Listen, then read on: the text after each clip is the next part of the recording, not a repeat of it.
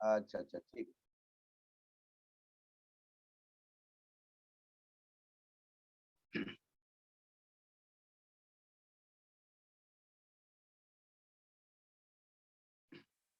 Hello बच्चों, good morning.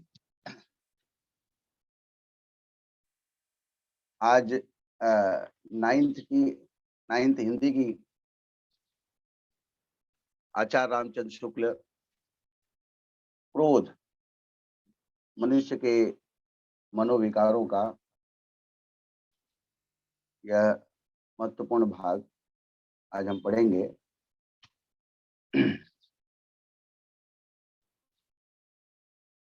क्रोध, आचार्य रामचंद्र शुक्ल। जैसा कि पिछली कक्षा में मेरी क्लास हुई थी तो उसमें मैंने कहा था कि शब्द का सामर्थ्य जीवन को गतिशील बनाता है। तो जब भी हम कोई पाठ पढ़ें तो पाठ का नाम, लेखक का नाम और पाठ परिचय पढ़ने के बाद फिर गद्य संबंधी जरूर पढ़ना चाहिए। तो मैं आप सभी से उम्मीद करता हूं कि आप सभी लोग किताब आपके सामने होगी और पेंसिल ले लीजिएगा। पेंसिल लेकर जो भी शब्द आए उसे अंडरलाइन आप लोग करते जाइएगा, ताकि जो है आप लोगों को जो है मैं उसका जो है अर्थ बता सकूं। भाषा में शब्दों का अर्थ बहुत ही महत्वपूर्ण होता है। तो आइए मैं पढ़ता हूँ, आप सभी लोग जो है ध्यान देंगे।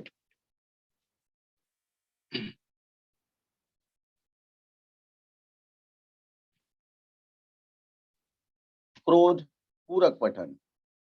आप हिंदी साहित्य के कीर्ति स्तंभ हैं, यानी आचार्य रामचंद्र शुक्ल जी।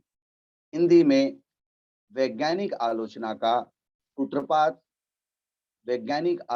सूत्रपात आपके ही द्वारा हुआ है। आप श्रेष्ठ और मौलिक निबंधकार थे। आप श्रेष्ठ और मौलिक निबंधकार थे।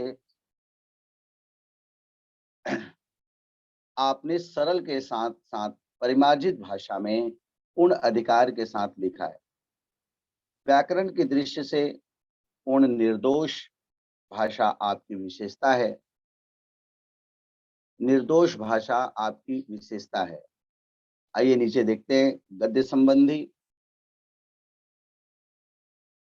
यह गद्य लेखन यह गद्य लेखन की विशेष विधा है।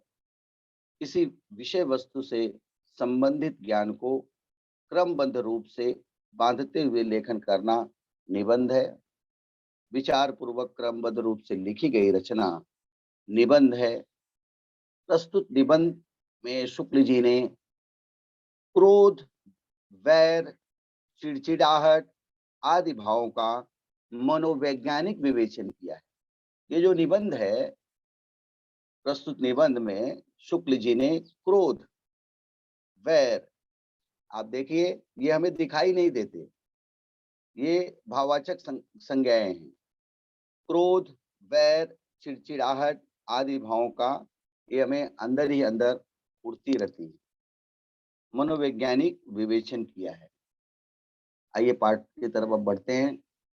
पाठ काफी बड़ा है बच्चों, और ये मैं पहला जो पृष्ठ है वही शेयर कर रहा हूँ। इसके बाद आप लोग सभी लोग जो है पेज पलटते जाइएगा। सामाजिक जीवन में क्रोध की जरूरत बराबर पड़ती है। सामाजिक जीवन में क्रोध की जरूरत बराबर पड़ती है। यदि क्रोध न हो तो मनुष्य दूसरों के द्वारा पहुंचाए जाने वाले बहुत से कष्टों की चिर निवृत्ति का उपाय ही न कर सके। चिर निवृत्त अंडरलाइन कर लीजिएगा। चिर निवृत्त का मतलब जो है एकदम समाप्त। कोई मनुष्य किसी दुष्ट के नित्य दो चार प्रहार सहता है, यदि उसमें क्रोध का विकास नहीं हुआ है तो वह केवल आह ऊह करेगा, जिसका उस दुष्ट पर कोई प्रभाव नहीं। जिसका उस दुष्ट पर कोई प्रभाव नहीं, यानी मोटी चमड़ी हो गई। उस दुष्ट के हृदय में विवेक, दया आदि उत्पन्न करने में बहुत समय लगेगा। संसार किसी को इतना समय ऐसे छोटे-छोटे कामों के लिए नहीं दे सकता। भयभीत होकर प्राणी अपनी रक्षा कभी-कभी कर लेता है, पर समाज में इस प्रकार प्राप्त दुःख निवृत्ति चिरस्थायिनी नहीं होती। पर समाज में इस प्रकार की प्राप्त दुःख निवृत्ति चिरस्थायी नहीं होती, यानी परमानेंट नहीं हो सकता ये दुःख। सब दिन होत न एक समान। हमारे कहने का अभिप्राय यह नहीं है कि क्रोध करने वाले के मन में सदा भावी कष्ट से बचने का उद्देश्य रहा करता है।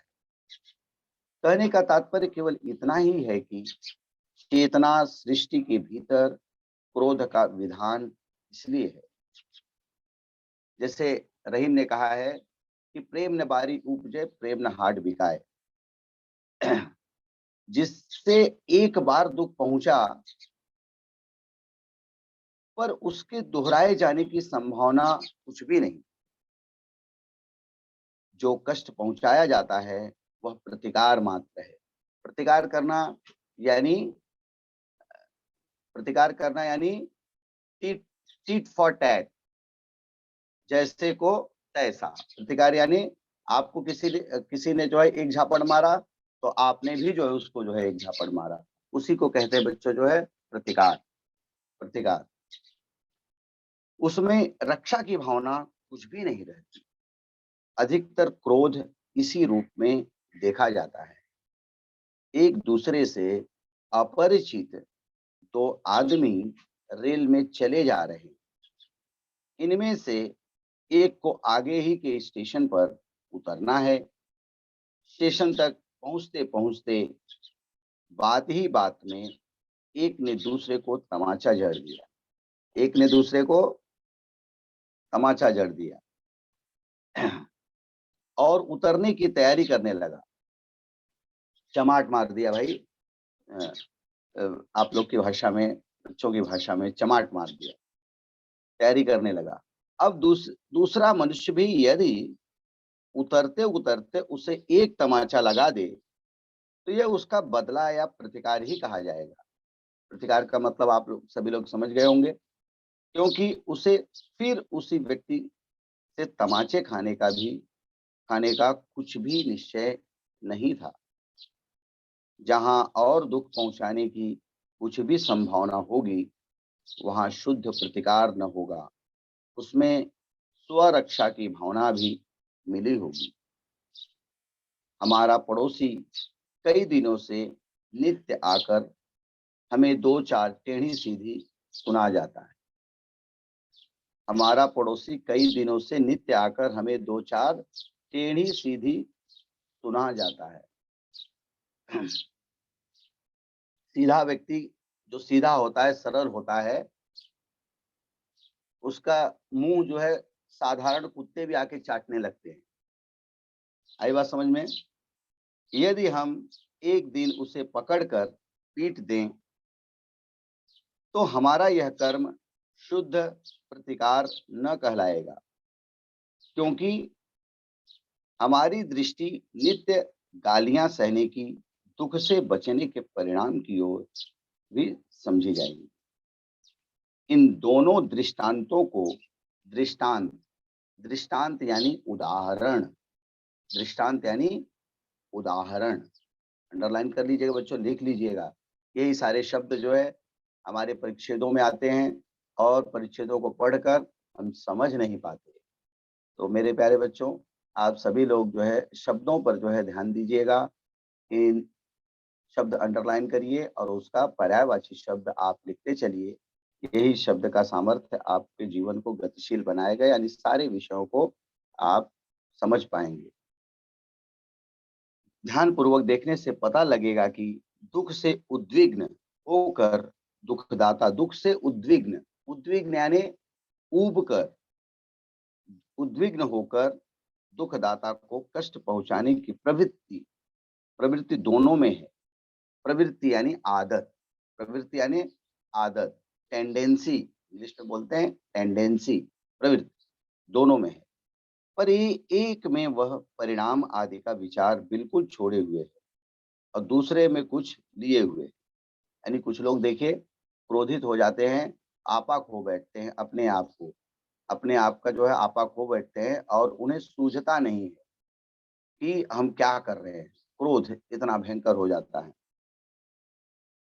इनमें से पहले दृष्टांत का क्रोध उपयोगी नहीं दिखाई पड़ता, पर क्रोध करने वाले के पक्ष में उसका उपयोग चाहे न हो, पर लोक के भीतर वह बिल्कुल खाली नहीं जाता। दुख पहुंचाने वाले से हमें फिर दुख पहुंचने का डर न सही, पर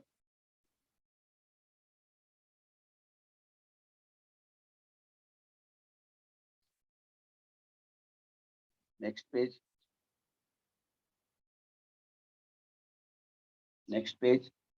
समाज को तो है, इससे उचित दंड उचित दंड दे देने से पहले तो उसकी शिक्षा या भलाई हो जाती है, फिर समाज के और लोगों के बचाव का बीज भी बो दिया जाता है। यहाँ पर भी वही बात है कि क्रोध के समय लोगों के मन में लोक कल्याण की वह व्यापक भावना सदा नहीं रहा करती। यानी मेरे प्यारे बच्चों, जब क्रोध पैदा हो जाता है, क्रोध जब पैदा हो जाता है तो हमारा विवेक नष्ट हो जाता है। रामचरितमानस में तुलसीदास जी ने कहा कि क्या कहा कि खोजत कतहु मिलई नहीं धूरी, करई क्रोध जिम धर्म ही दूरी। जैसे वर्षा ऋतु में आपको ढूंढने से भी धूल नहीं मिलती, वैसे ही क्रोध क्रोध जब जो है आ जाता है शरीर में, तो शरीर की जो नीति शास्त्र है, शरीर का जो धर्म है, वह धर्म आपका अंदर जो रहता है, बस वह बगल में खड़ा हो जाता है, क्योंकि धर्म कभी भस्म नहीं होना चाहता। जब व्यक्ति क्रोधित हो जाता है तो सब भूल जाता है और अपना ही क्रोध विवेक को नष्ट करता है और अपना ही नुकसान करता है। तो लोक कल्याण की यह व्यापक भावना सदा नहीं रहा करती। अधिकतर तो क्रोध प्रतिकार के रूप में ही होता है। अधिकतर तो क्रोध प्रतिकार यानी बदले की भाव, प्रतिकार के रूप में ही होता है। क्रोध की उग्र चेष्टाओं का लक्ष्य हानि या पीड़ा पहुंचाने के पहले आलंबन में भय का संचार करना होता है। जैसे आप रसों को पढ़ेंगे तो जो वीर रस होता है, वीर रस में का स्थायी भाव बच्चों जो है क्रोध ही होता है।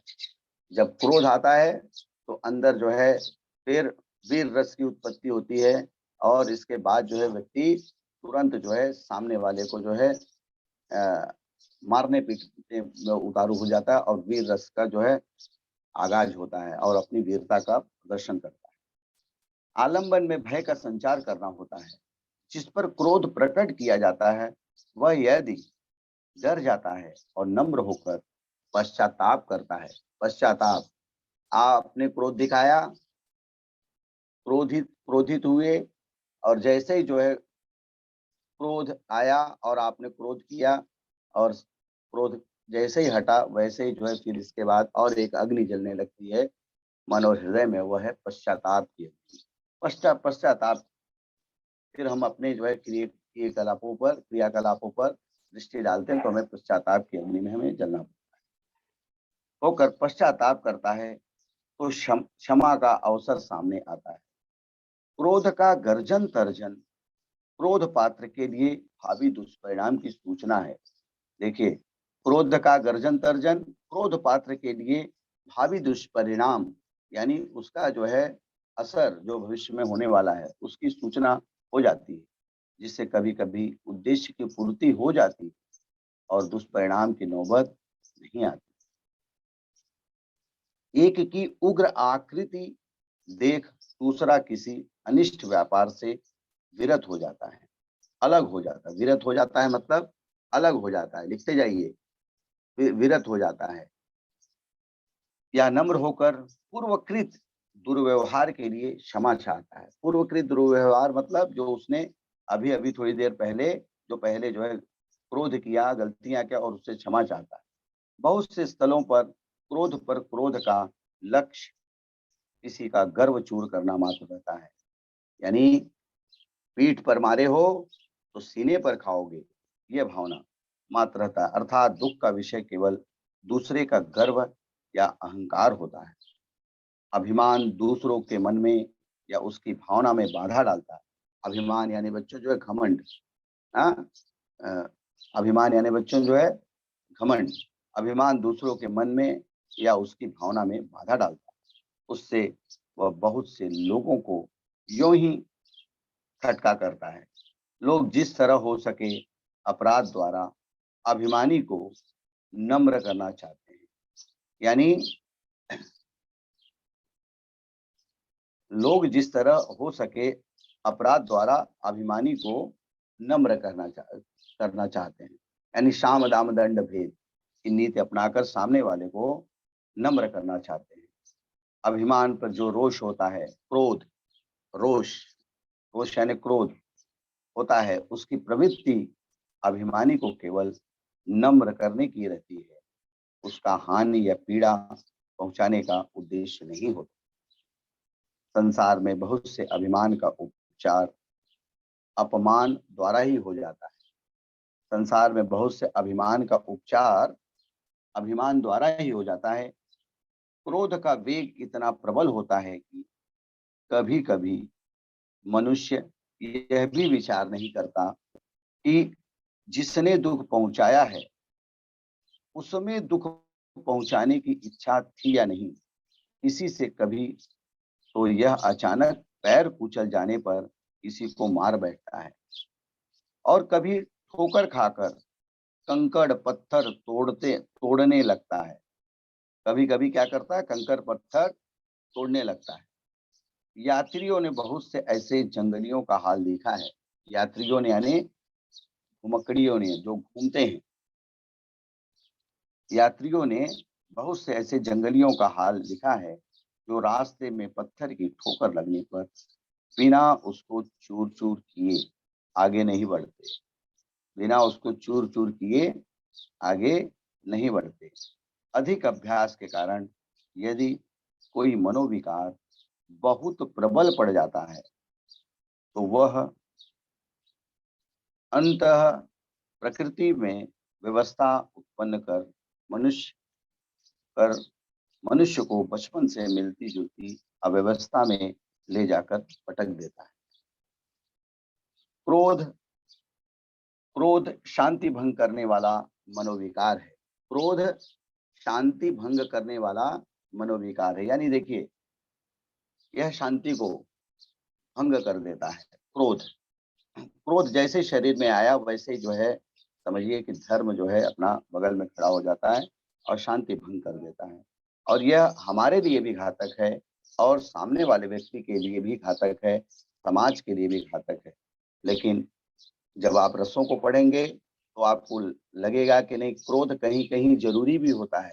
हमारे सैनिक जब जो बॉर्डर पर खड़े हैं उनमें वीरता लाने के लिए यह वीर रस का स्थायी भाव है क्रोध।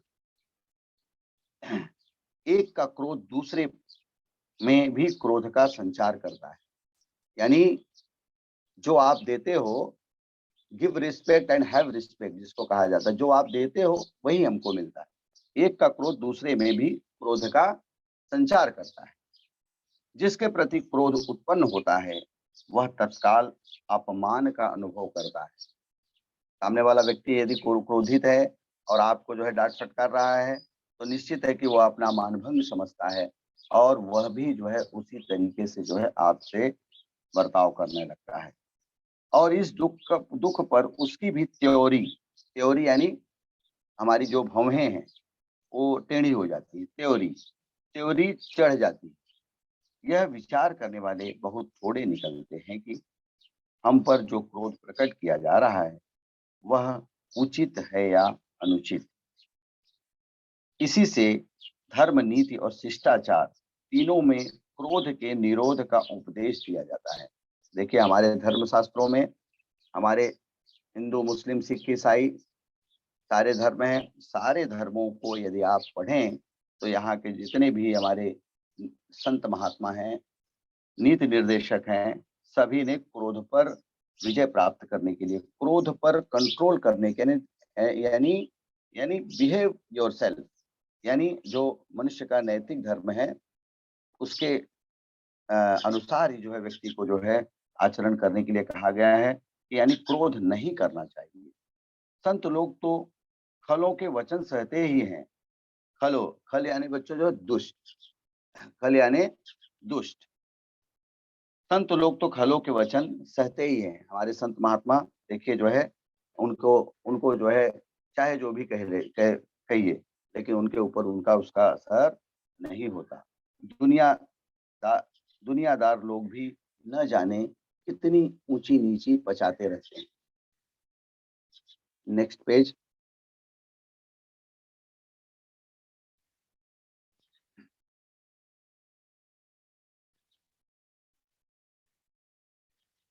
ऊंची नीची पचाते रहते हैं। सभ्यता के व्यवहार में भी क्रोध के चिन्ह दबाए जाते हैं। सभ्यता के व्यवहार में भी चिन्ह दबाए जाते हैं। इस प्रकार का प्रतिबंध समाज की सुख शांति के लिए बहुत आवश्यक है। पर इस प्रतिबंध की भी सीमा है। यह पीड़कोन्मुख क्रोध तक नहीं पहुंचता। पर पीड़ा देने वाले, दूसरे को कष्ट देने वाले, उसको कहते हैं पर पीड़कोन्मुख। पर पीड़ा। वैष्णव जन तेने कहिए जे, पीर पराई जाने रे।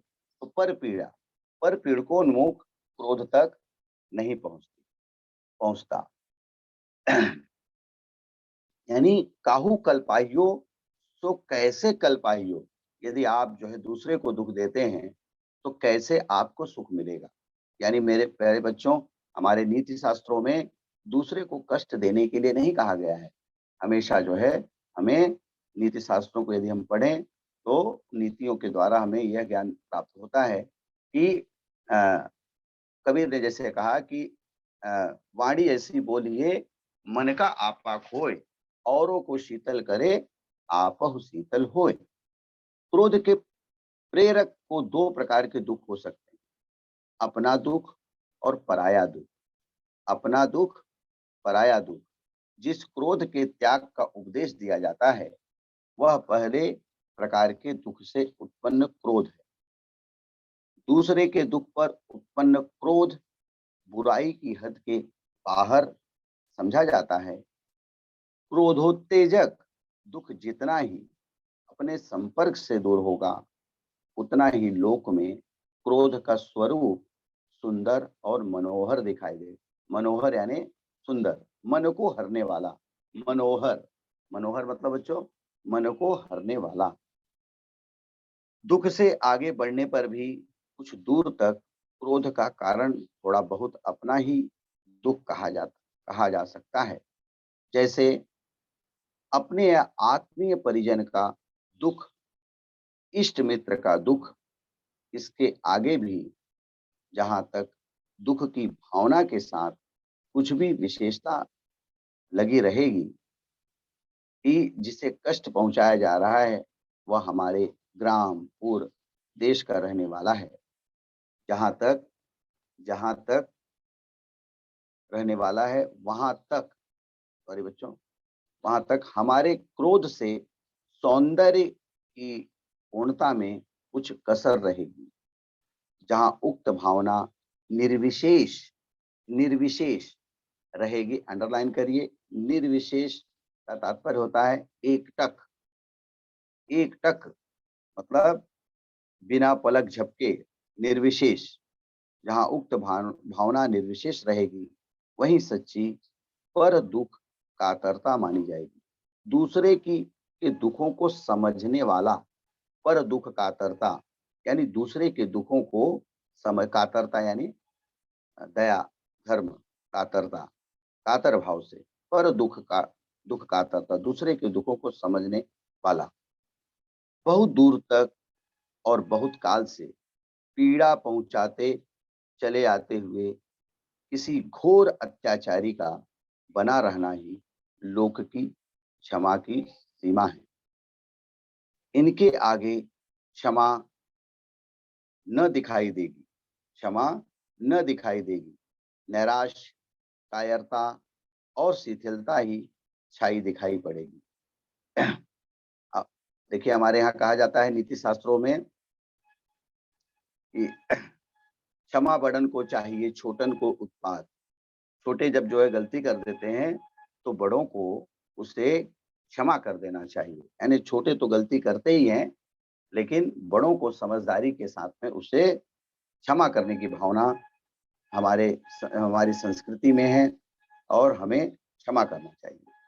ऐसी गहरी उदासी की छाया के बीच आशा, उत्साह और तत्परता की प्रभा, प्रभा यानी रोशनी। ऐसी गहरी उदासी की छाया के बीच आशा, उत्साह, तत्परता यानी लगे रहना की प्रभा, प्रभा यानी रोशनी। जिस क्रोधाग्नि, देखिए क्रोधाग्नि, क्रोध की अग्नि, ये संधि है, इसका संधि विच्छेद करेंगे तो क्रोधाग्नि, क्रोध और अग्नि के साथ फूटती दिखाई पड़ेगी, उसके सौंदर्य का अनुभव सारा लोक करेगा। वैर, वैर क्रोध का प्रचार का मुरब्बा है। वैर, रहीम ने कहा, क्या कहा रहीम ने? खैर खून खांसी खुशी, बैर और प्रीति, रहीमन दाबे ना दबे, जाने सकल जहान। रहीमदास ने जो है अपनी पंक्तियों के माध्यम से क्या कहा बच्चों? खैर खून खांसी खुशी, बैर और प्रीति, रहीमन दाबे न दबे, जाने सकल जहान। यानी ये सारी चीजें, जैसे खैर यानी कत्था होता है, जो भाई पान खाता है तो उसके होंठ अपने आप लाल हो जाते हैं। और खून, खून का रंग जो है आप लोग जानते ही हो, एकदम सुर्ख होता है, लाल होता है। खांसी, खांसी भी जब आती है तो लोगों को पता चल जाता है। खुशी, खुशी होती है चेहरे पर तो भी पता चल जाता है। और आपस में यदि बैर है तो भी जो है हमें पता चल जाता है। यानी ये सारी चीजें जो है दबती नहीं। तो वैर क्रोध का प्रचार का मुरब्बा है। जिससे हमें दुख पहुंचा है, उस पर यदि हमने क्रोध किया और यह क्रोध हमारे हृदय में बहुत दिनों तक टिका रहा, तो वह वैर कहलाता है। यानी क्रोध आपने किया और अगर काफी दिनों तक अगर यह हमारे हृदय में और सामने वाले के हृदय में अगर पड़ा रहा, तो वो कुछ दिनों के बाद जो है वैर का रूप ले लेता है, वैर। तो वैर हमें नहीं करना है। क्रोध पर जो है भाई क्रोध पर जो है हमें संयम रखना है। इस स्थायी रूप में टिके जाने के कारण क्रोध का वेग और उग्रता तो धीमी पड़ जाती, पर लक्ष्य को पीड़ित करने की प्रेरणा बराबर बहुत काल तक हुआ करती है। क्रोध अपना बचाव करते हुए शत्रु को पीड़ित करने की युक्ति, युक्ति यानी उपाय, युक्ति यानी बच्चों उपाय। क्रोध अपना बचाव करते हुए शत्रु को पीड़ित करने की युक्ति आदि सोचने का समय समय प्रायः नहीं देता, पर वैर उसके लिए बहुत समय देता है। पूछिए तो क्रोध और वैर का भेद केवल कालकृत है। पूछिए तो क्रोध और वैर का भेद केवल कालकृत है, यानी उसी समय तक के लिए है। दुख पहुंचाने के साथ ही दुखदाता, दुख देने वाला, दुखदाता यानी दुख देने वाला, दुख पहुंचाने के साथ ही दुखदाता को पीड़ित करने की प्रेरणा करने वाला मनोविकार क्रोध, और कुछ काल बीत जाने पर प्रेरणा करने वाला भाव वैर है। वैर के विषय में जो है अभी ऊपर जो है हम लोगों ने पढ़ा कि काफी दिनों तक जो है अंदर यदि क्रोध बना रहे तो वह धीरे धीरे धीरे करके वैर का रूप ले लेता है। किसी ने आपको गाली दी, यदि आपने उसे उसी समय उसे मार दिया, तो आपने क्रोध किया। मान लीजिए कि वह गाली देकर भाग गया और 2 महीने बाद आपको कहीं मिला, अचानक मिला।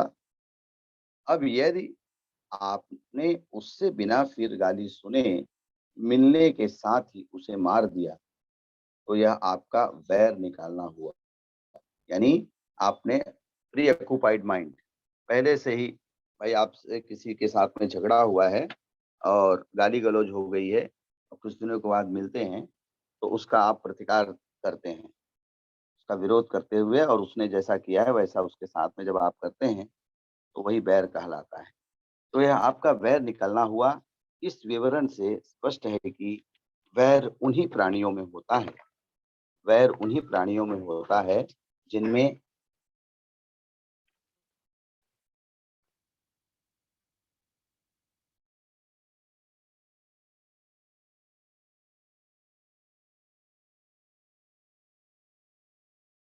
जिनमें धारणा अर्थात भावों के संचय की शक्ति होती है। पशु और बच्चे किसी से वैर नहीं मानते। पशु और बच्चे, देखिए, पशुओं का व्यवहार देखिए और बच्चों का व्यवहार देखिए। कुत्ते देखिए, कुत्तों को जो है, कुत्तों को यदि आप रोटी देते हैं, कुत्ते को रोटी देते हैं, तो वो परच जाता है। यानी मतलब वो आपके घर डेली आने लगता है। एक आध दिन यदि आपके अंदर भाई उस कुत्ते के प्रति, या फिर जो है आपकी झुँझलाहट के कारण, काम का बोझा, काम का तनाव के कारण यदि आप उसे दंडित भी कर देते हो, मार भी देते हो, तो भी वह दूसरे दिन आपकी उस एक रोटी का जो है, जिसको कहते हैं कि आपने जो है भाई उसे रोटी दिया है, खाना दिया है, तो भी दूसरे दिन वह फिर से घूम कर चला आता है। ऐसे ही बच्चे होते हैं, बच्चों को यदि जो है, यदि किसी कारणवश आपने डाँट दिया है, तो आधे 1 घंटे के बाद वह बच्चा भूल जाता है। तो पशु और बच्चे किसी से वैर नहीं मानते, वो बिल्कुल नहीं मानते। चूहे और बिल्ली के संबंध का वैर नाम अलंकारिक है। चूहे और बिल्ली के संबंध का वैर अलंकारिक है। इनमें इनमें कोई सहसंबंध नहीं होता। ये जन्मजात, यानी ये गर्भ से ही जो है एक-दूसरे के दुश्मन बनकर जो है सृष्टि में पैदा हुए रहते हैं। इसीलिए हम आम बोलचाल की भाषा में जब हमें ज़रूरत पड़ता है, तो कहते हैं कि भाई ऐसा बैर है, चूहे और बिल्ली का संबंध का बैर है। अलंकारिक है, यानी हम इसका जो है उपयोग दैनंदिन जीवन में बोलचाल की भाषाओं में भी जब किसी की तुलना करने लगते हैं, तो चूहे और बिल्ली का बैर सबसे बड़ा उदाहरण देते हैं। आदमी का न आम अंगूर से कुछ बैर है, न भेड़ बकरे से। पशु और बच्चे दोनों क्रोध करते हैं और थोड़ी देर के बाद भूल जाते हैं। पशु और बच्चे दोनों क्रोध करते हैं और थोड़ी देर के बाद भूल जाते हैं। देखा होगा ये सारी चीज़ें, आप सभी लोग जो है, कई घरों में छोटे-छोटे बच्चे होंगे, भाई कुत्ते-बिल्ली भी जो है पाल कर आप लोग रखे होंगे। कभी-कभार आप डाँट देते हैं, फटकार देते हैं, या बच्चों को डाँट मार देते हैं, लेकिन बच्चे थोड़ी देर के बाद उसे भूल जाते हैं। लेकिन बड़ा व्यक्ति जो है जल्दी भूल नहीं पाता। इसलिए मेरे प्यारे बच्चों, जो है क्रोध हमें नहीं करना चाहिए। क्रोध का एक हल्का रूप है चिड़चिड़ाहट। देखिए, ये देखिए, चिड़चिड़ाहट, क्रोध का एक हल्का रूप है चिड़चिड़ाहट, जिसकी व्यंजना प्रायः शब्दों ही तक शब्दों ही तक रहती है। इसका कारण भी वैसा उग्र नहीं होता। कभी-कभी चित्र चित्त व्यग्र रहने, किसी प्रवृत्ति में बाधा पड़ने, या किसी बात का ठीक सुविधा न बैठने के कारण ही लोग चिड़चिड़ा उठते हैं। यानी क्रोध व्यक्ति को कब आता है? जब जो है व्यक्ति का कार्य उसके मन मुताबिक नहीं हो पाता, यानी ठीक ढंग से नहीं हो पाता, तभी मेरे प्यारे बच्चों क्रोध का आगाज़ हो, चिड़चिड़ाहट पैदा होती है, क्रोध का आगाज़ होता है। ऐसे सामान्य कारणों के अवसर बहुत अधिक आते रहते हैं। इसमें चिड़चिड़ाहट स्वभावगत होने की संभावना बहुत अधिक रहती है। किसी मत संप्रदाय किसी मत संप्रदाय या संस्था के भीतर निरूपित संप्रदाय यानी संप्रदाय यानी संप्रदाय यानी बच्चों जो है ऊंची-नीची जो जातियाँ हैं उन्हें कहा जाता है। किसी मत संप्रदाय या किसी संप्रदाय मत को मानने वाले लोग। संप्रदाय या संस्था के भीतर निरूपित आदर्शों पर ही अनन्य दृष्टि रखने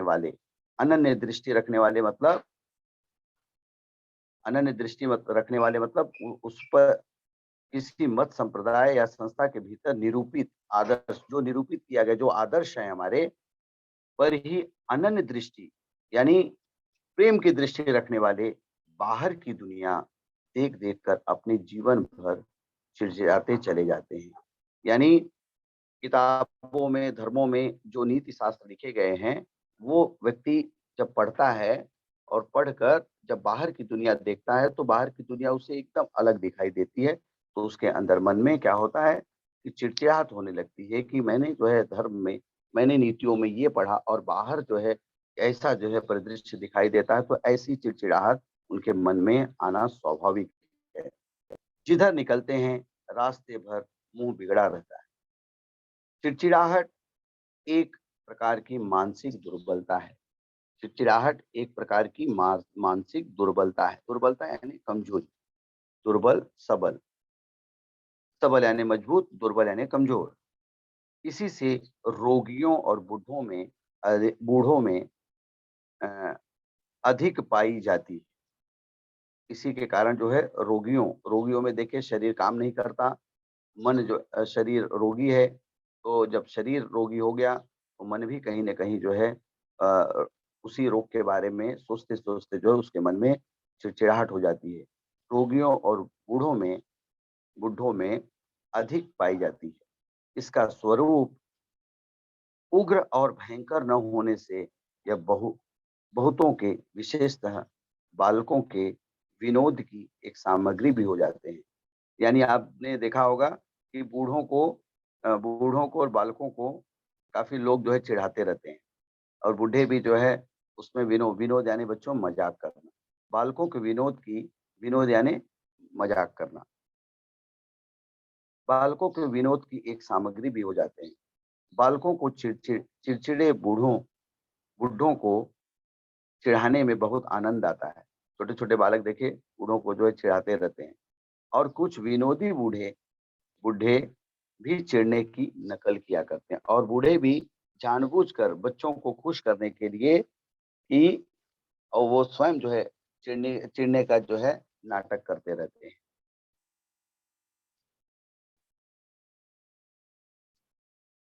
हेलो, अब आपका जो है अब देखिए नीचे जो है आपके सारे प्रश्न दिए गए हैं।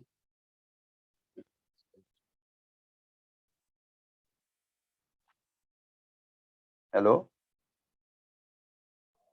जी सर। हाँ, हाँ सर लेसन खत्म हो गया है। ओके ओके सर, ठीक है चलेगा। मैंने रिकॉर्डिंग पॉज करके रखा है, रिकॉर्डिंग स्टॉप कर देता हूँ फिर सर अभी। बच्चों को प्रश्न पूछेंगे कुछ?